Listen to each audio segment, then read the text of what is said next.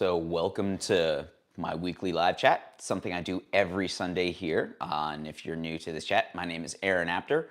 I'm a professional drummer here in Nashville. I do a lot of live work and studio and tour. It's basically, I wanted to make this channel as a way to answer questions for people who want to know what it's like to work in the music industry, what it's like to live in a music industry hub like Nashville, and just document the process of a professional musician. So if you're joining the chat, please let me know where you're from, if you have any questions, or if there's anything you would like to share here. And I usually give this a little bit of time at the beginning to catch up, because we have a lot of people that are just signing on, or maybe they'll have to watch an ad, or yeah, but I have a pretty regular audience here on Sundays at 3:30, and I do this every Sunday, 3:30 p.m. Eastern, 3:30 p.m. Central Standard, so that's 4:30 Eastern, 1:30 Pacific. Yeah, and you may have noticed that I took a little break from live streaming gigs this week. And one thing I wanted to share about that was just that streaming shows live can be really exhausting. Hey, Mick, I hope you had a good birthday last week. Thanks for joining. Mick's joining us over from the Netherlands. I think his birthday was last Monday, I believe.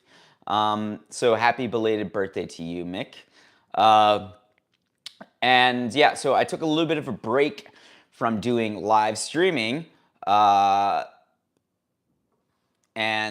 because I've just been, it's pretty exhausting getting to the gig about an hour early, setting things up, and then having to kind of do like 3 jobs at once, and then managing all that data afterwards, paying for the extra data for the streaming. I love doing it, but sometimes it just wears me down.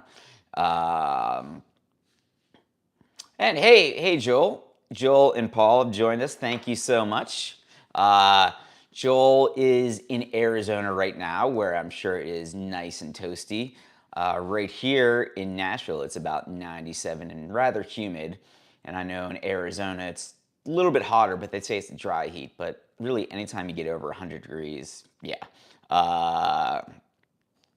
So Ethan Plays Drums says, do you have any advice for a young drummer trying to get a gig? And great question, Ethan. And I always answer my questions with, it depends. What are your goals? What do you want? You know, what are you trying to achieve? What are your wants and needs? And, you know, what makes you happy? So with trying to get a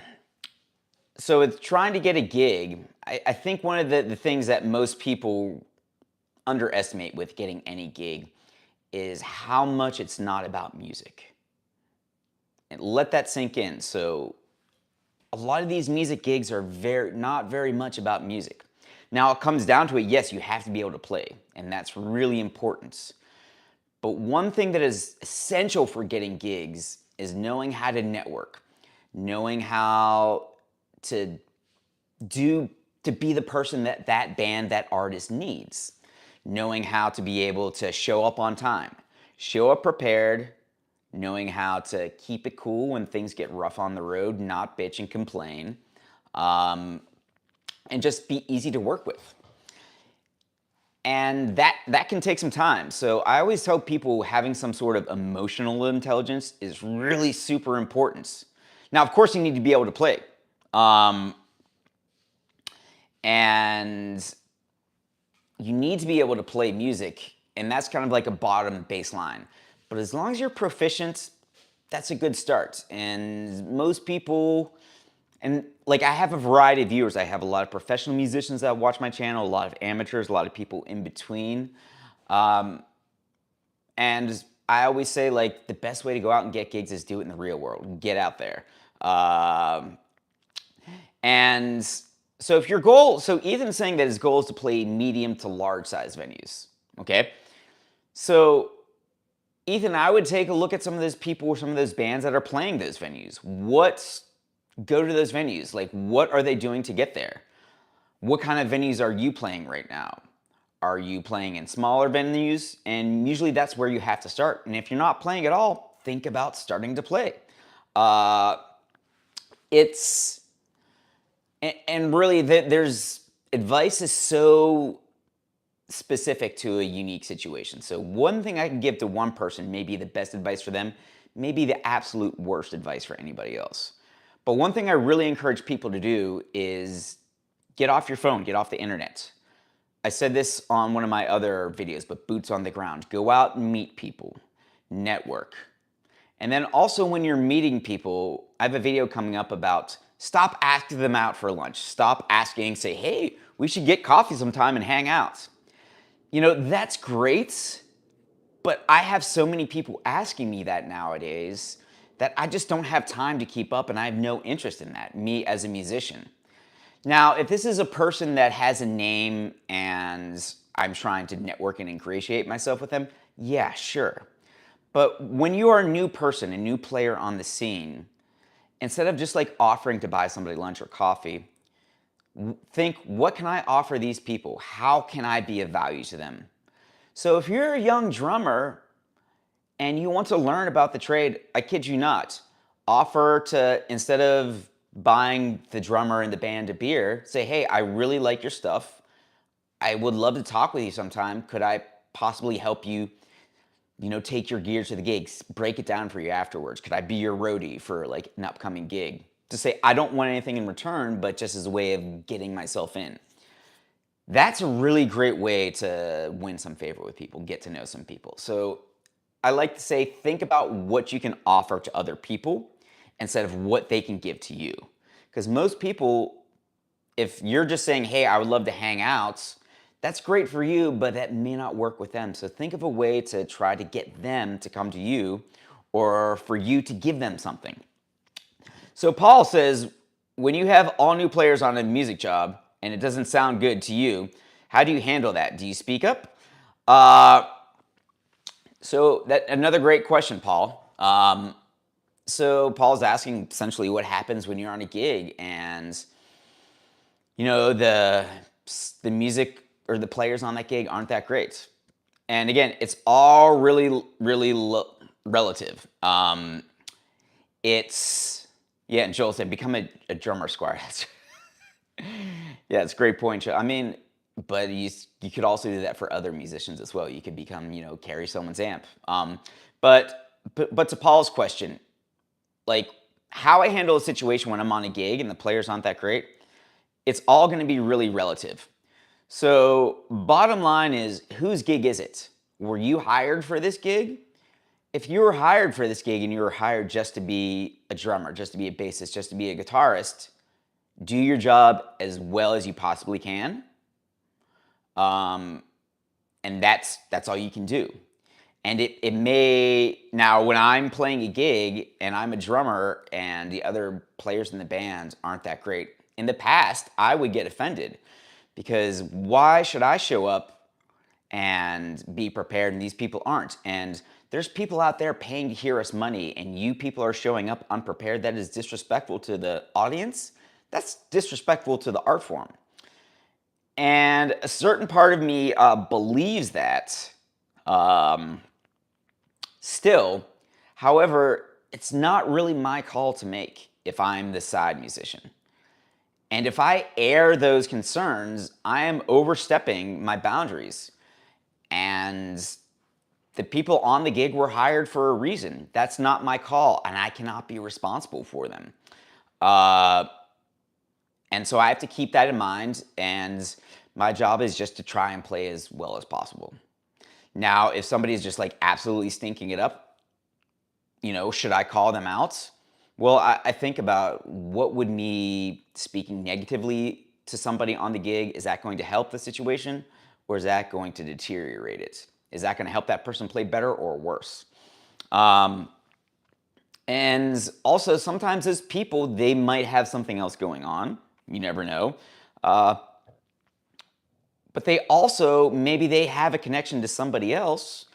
And maybe if you do a really great job on that gig, one of those players that you think is bad, they might connect you with somebody else. So I always think about what can I get in a situation, even if the conditions aren't ideal.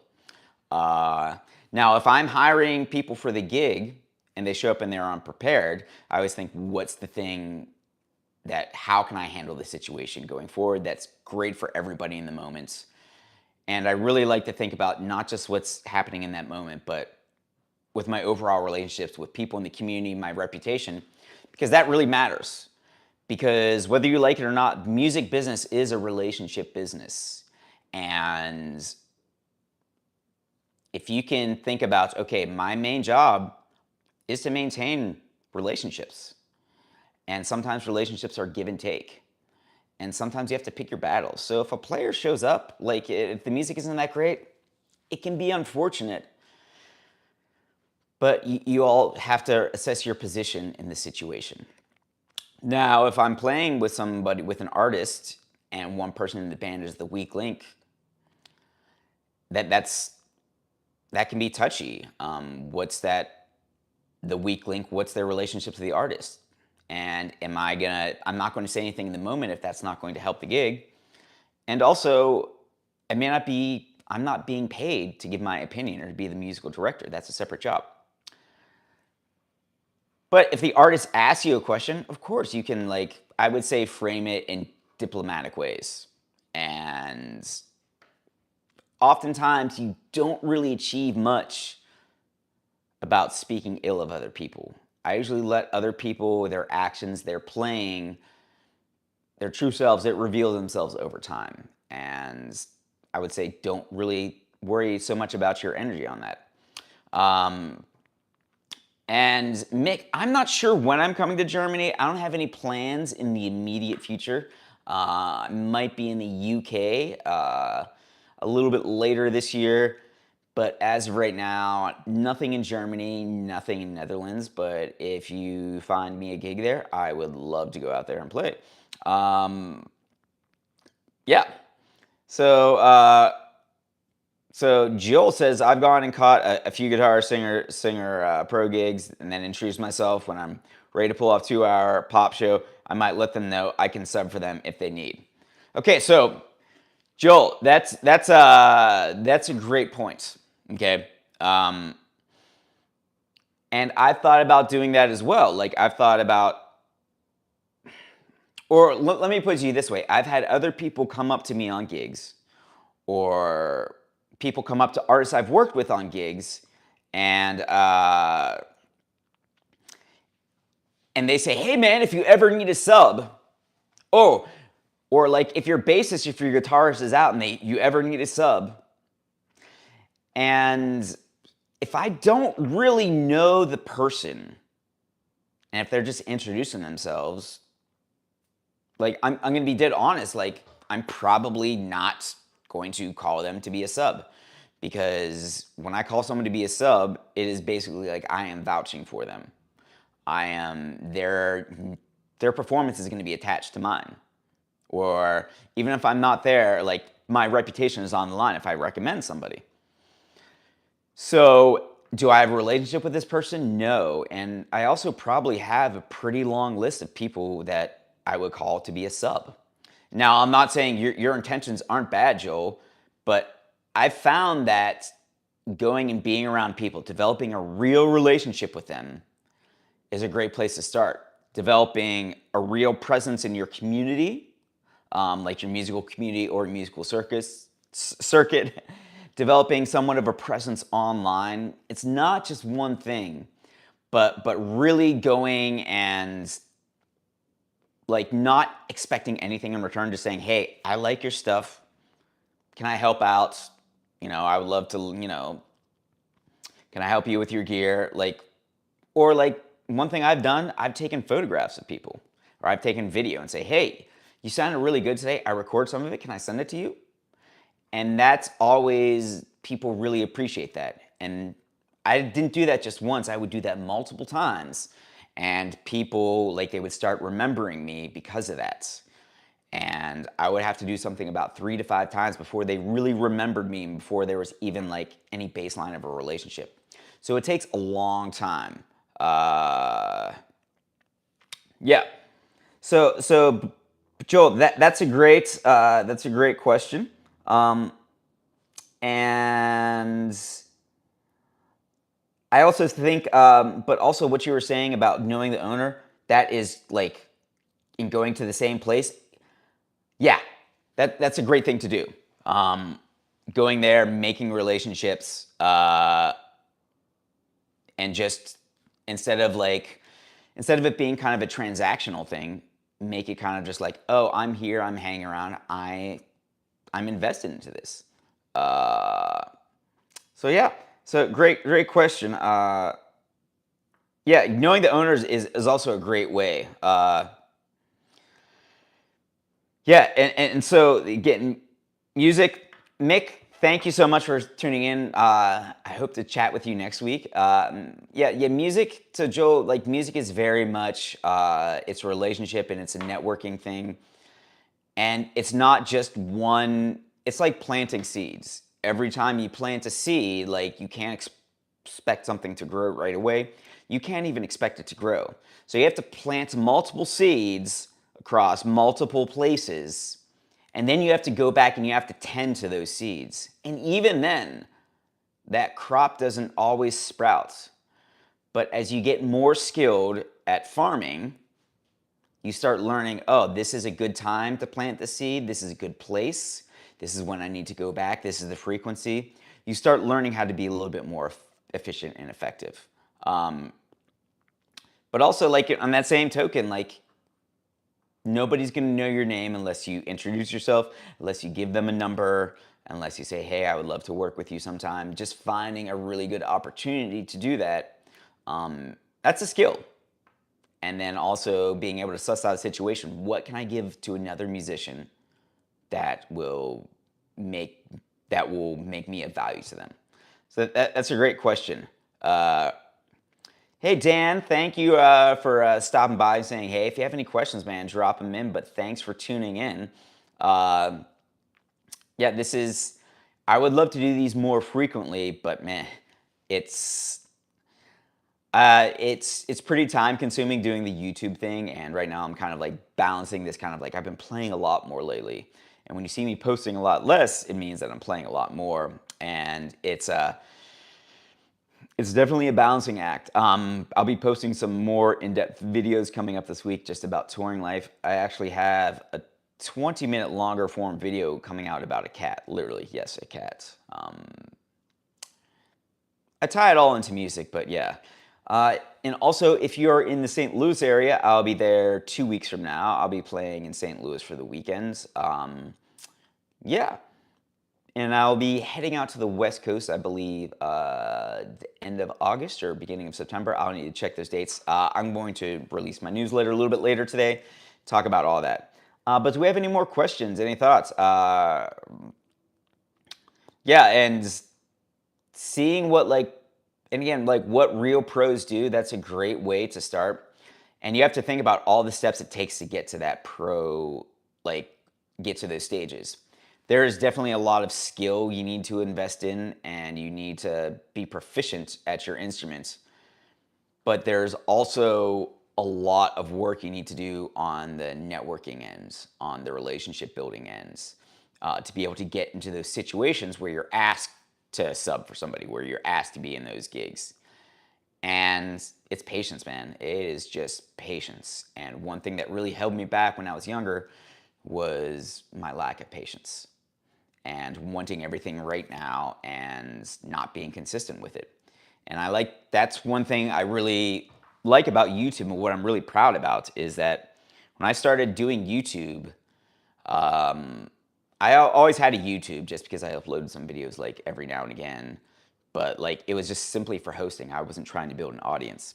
So when I started doing this about a year or so ago, I think I had like 30 to 40 subscribers, and like I did it consistently for like the first 3 or 4 months. I maybe got up to like 100 or 200. It was a real grind. Uh, and but I was consistent with it, and I was like, okay, just keep iterating, keep posting, things happen.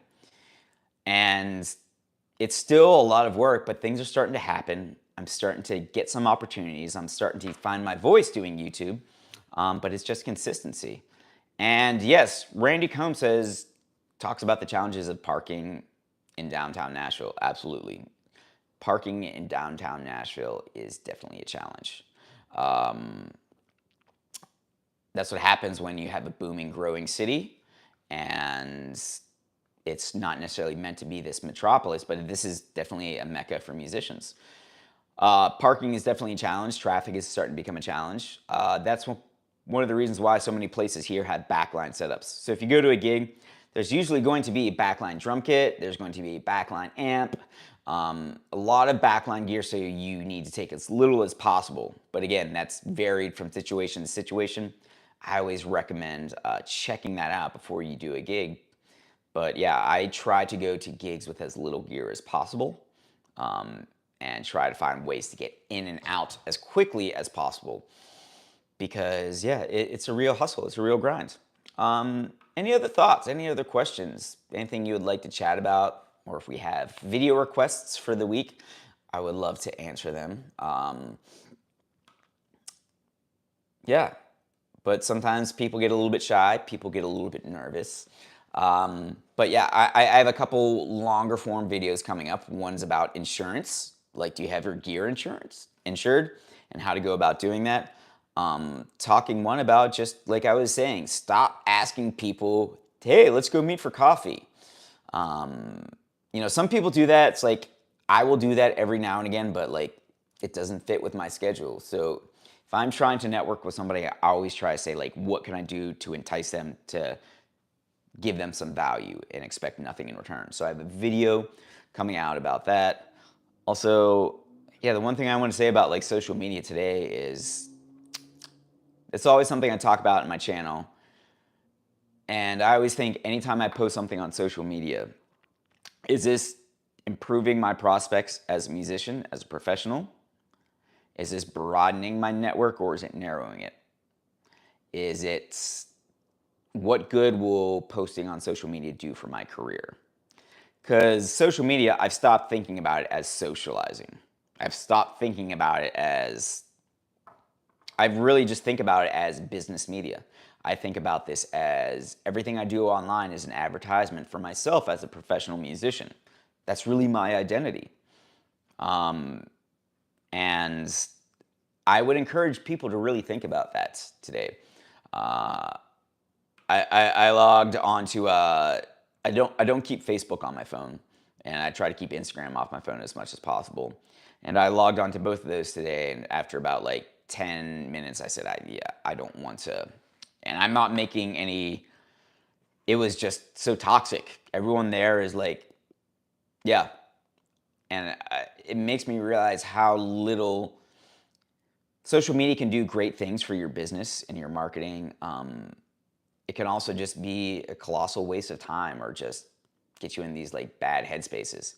And it's another thing, like kind of what I want to do with my channel is I want to use it as a way to positively influence people, to give them an actual actionable items, something that can be of resource to them. So I try to make my video, my channel, I try to make my channel as positive as possible, not toxically positive, because I want to talk about the struggles and say it's okay to have struggles, but also give things that people can use. And yeah, Joel, thanks for watching that PJ Ferguson interview. Yeah, that PJ Ferguson interview was, so here's what really happened. Like, PJ's a friend of mine, and I've been seeing him like just tearing it up lately, and I've been trying to find a time for us to get together. And we just kind of had this really small window of time. I didn't have the good setup I needed. I just randomly set up cameras, and the angles were just so terrible. They were bad, really bad. There was some time like when PJ's lapel mic, it went. So you can hear me talking right now. So that's what it sounded like for half the video.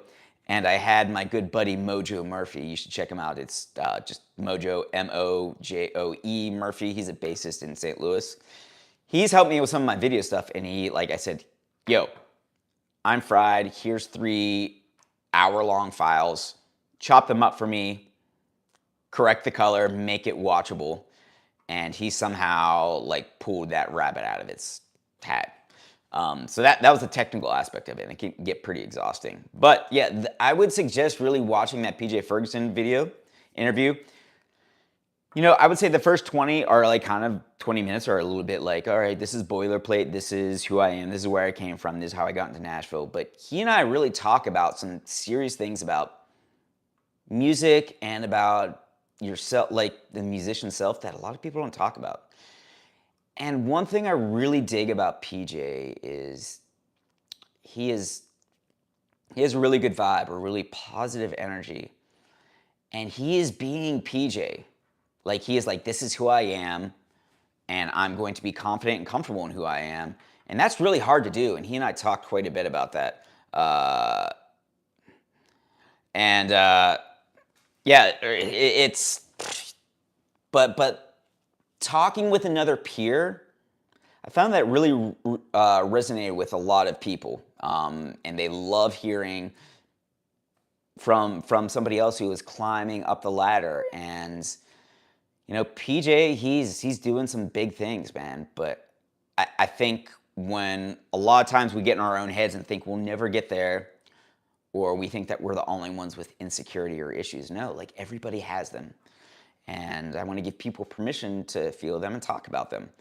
And Joel says he's learned that YouTube it takes some skills and need to have some minimum quality for visibility and accessibility. And Joel, that's 100% true. I think doing YouTube, doing any social media platform, it's very much like recording audio. So a lot of people will get an audio interface and they think they can just record an album at home. And they very quickly realize that recording is a very specific skill. Mixing is a very specific skill, and it takes time to develop. You can't just go and do it. And it takes patience. And the same with YouTube. The same with doing anything with video. It's a skill, and you are literally having to be a film director of some sort. You need to be good at marketing of some sort. You need to be good at storytelling.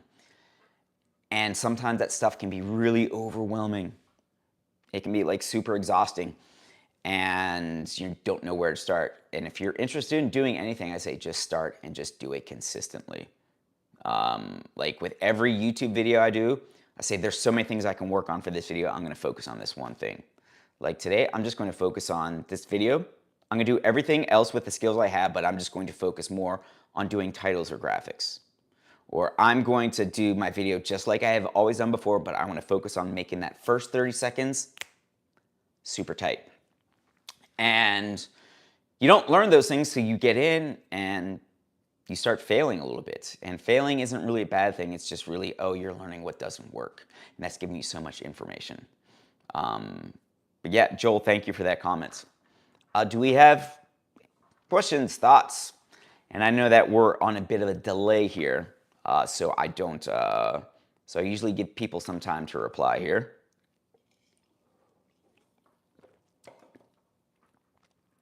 But yeah, if we have any thoughts, I have that in the description. You can see that I have a big book of charts that I'm putting out there. So I have a lot of people ask me in Nashville, like, how do you know all those songs? What are the songs I need to know? And I've had that asked to me so many times, and that's when I wanted to know when I first moved to town. But I have a link for like my master list of like 4,000 charts. And I put that onto a small package. Well, I compressed it all into about 500 megabytes so that you can carry it on your phone. You can carry it on an iPad, instantly accessible. It's right there in the link. That's going to be on sale this week for $99. And then after this week, I'm bumping up the price significantly. So if you're interested in checking that out, I would suggest doing it this week. But yeah, if we have any questions, thoughts, feedback, feel free to let them know. Otherwise, I'm looking to hop off here pretty soon because I got a pretty busy week ahead and a lot of work here to catch up on. So, Stony, hey, how's it doing? On the business side, how do you plan out for taxes at the end of the year? Cheers. So that's, again, it's all relative, Stony. Like, where are you at? Are we talking state or federal? But I would say that if you're a musician, a lot of times you just have to learn these things as you go.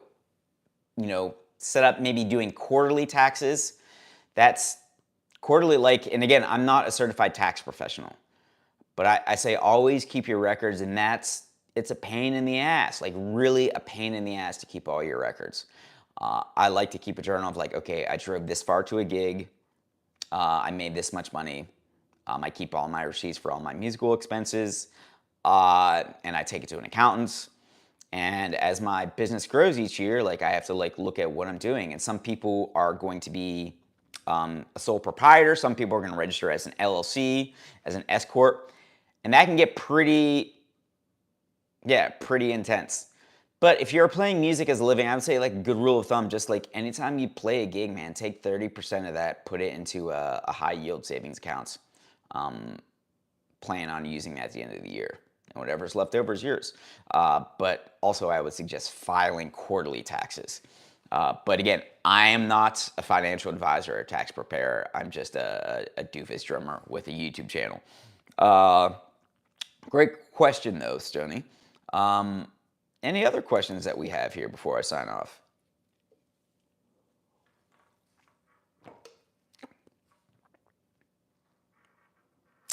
Oh, Mitch, moving to Nashville next year. So Mitch, tell me a little bit about yourself. Where are you from? What do you want to do in Nashville? Are you moving here just for music? What thoughts, questions do you have? And if you do, like, I would say, like, I have lots of videos about just coming to Nashville, being new in Nashville, playing that scene. It takes a long time. But if you're coming to Nashville, I always say, like, have a plan and then be flexible with that plan, because that plan could very well change. Because Nashville is also a growing city, and things often change here. They've changed in the few years that I've been here. I've seen them change significantly. But definitely, like, do some research before you come in, hit the ground running. So you live in Ohio, Mitch. I would say, so if you live, one thing I like to let people know is like you can make a living playing music anywhere. It's not just Nashville. You can do it. If you think, oh, if I move to Nashville, something magic is going to happen, you might be sorely mistaken. There's a lot of musical opportunities here in Nashville, but it takes time, it takes patience, it takes effort. And I would say, like, yeah, you want to come in with a saved amount of money, and then you need to think about that first year is like, don't rest on your laurels. That's where you're going to really grind. That's where you're going to have to be really patient and go out every day and meet people. And just, you're basically, when you move to a new town, you're basically starting over. And you have to think about what you want to do, what you want to achieve, and like start thinking out a plan for that. And Santiago, yes, I've played at Roberts. I mean, Roberts is great. Roberts it's known as the country honky tonk on Nashville's Lower Broadway, where like the real players play. And I love Roberts because the people who play there, they're very much into the music. I mean, but you can go into any place at any time of day here in Nashville and hear some great musicians. You can also hear some not so great musicians because Nashville has a lot of people and a lot of people play music here. And you have a wide variety. And sometimes the people who are on the biggest, brightest stages, they're not the best musicians. I'm not saying that they aren't qualified and they're not good, but they have a certain skill set. They like, okay, I know that I have these musical skills. That's enough for me to get the position I want. How can I, like, I need to network and do that intentionally. And that's a real skill. So yeah, I would think about that. Maggie, hey, thank you so much for joining here. Yeah, and so, Mitch is saying that coming from Ohio, he's talked to a lot of friends that have lived there and, work here. And, yeah, Mitch, thank you so much for the compliments. I honestly make my content as a way of what did I wish I would have known when I came to Nashville? How can I help other people? And one thing I'm really into doing is helping other people, like, when they come to town, even if they've been in town a minute, I find that's another great way to really build your network musically. is to help people. Like, go out of your way to help people. Don't expect anything in return. And if you do that frequently enough, good things happen. Just like, don't do it just with like self-interested motives, but it's really, I think helping other people, being kind to other people does not go unnoticed. And that also makes this community better. And Nashville is a great musician community, and we're always down to help each other. Seriously, like, I've been in a lot of major cities. The musical community in Nashville is pretty tight. And people here will go above and beyond to help you. That's one thing I love about this place. Yeah, I've found that. I was also telling somebody else that, when I moved from like Pittsburgh to Ohio, I lived in Ohio for a second, and I moved to Chicago, and I moved to Nashville. It usually takes me about good 3 years to figure out the music scene, figure out the pace, to get comfortable there. Yeah, and so I tell people, like, like, that first year, think about, okay, I just want to get to know people. I want to know people. I want people to know who I am. That second year, you're starting to like kind of refine that a little bit and being like, okay, these are the people I kind of want to be around. This is what I'm doing. Then that third year, like, all right, that's when you come into your own and said, this is who I am and this is what I'm doing in Nashville, or any music industry town. Yeah, so I can maybe answer one more question, or I might hop off here. But if you have any thoughts, if you have any feedback, like, drop them in here. Also, like, if you have requests as well, because I would love to make the videos that you would like to see. And also, again, plugging that's Mitch, I would say, like, check out those charts I put in this description here. And I put a big Spotify playlist of about like several thousand songs. And I also put the charts that go along with that. And I've told people a great way to prepare is to put that Spotify chart on shuffle, the Spotify playlist on shuffle. And then if there's play along with it. If there's a song you don't know, call it up on those charts that I have there. And that's a great way to prepare what it's like being on a gig. And Joel's saying that as kids love the tiny Tennessee chair.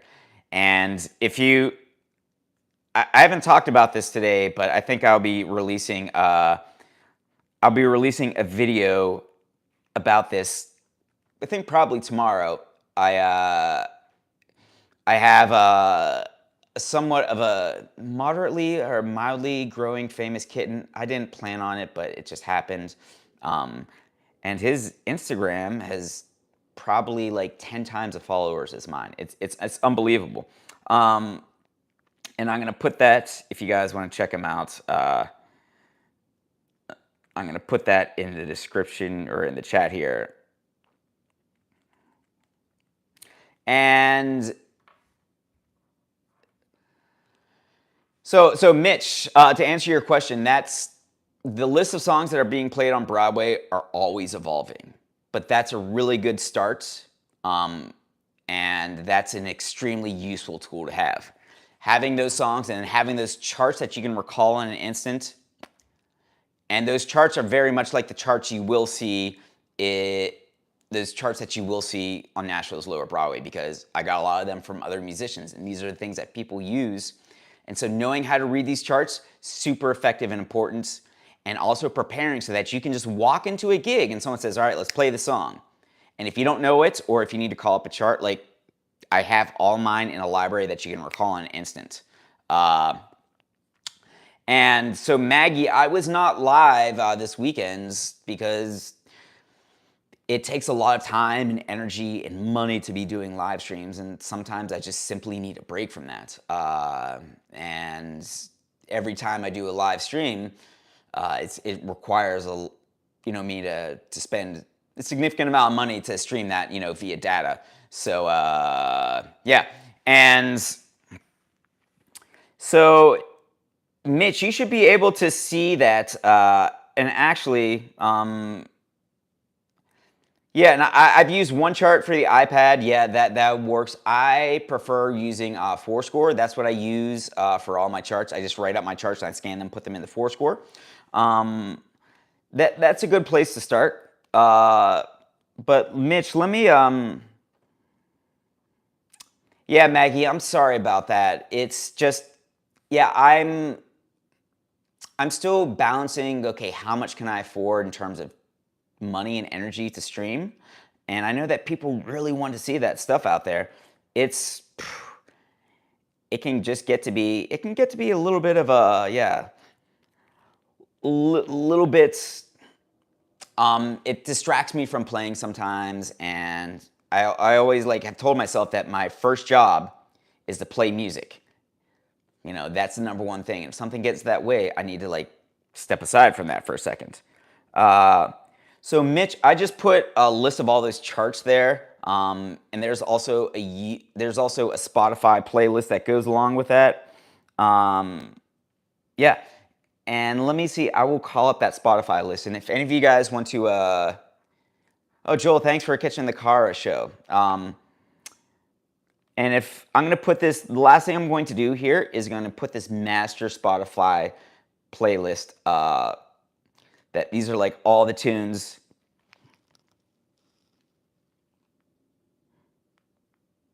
Let me see. Just trying to work here for a second. Okay. Let me see. I want to call up my master list, and then I'll give you guys the link for that. Let's see. There it is. Okay, let me just copy that link.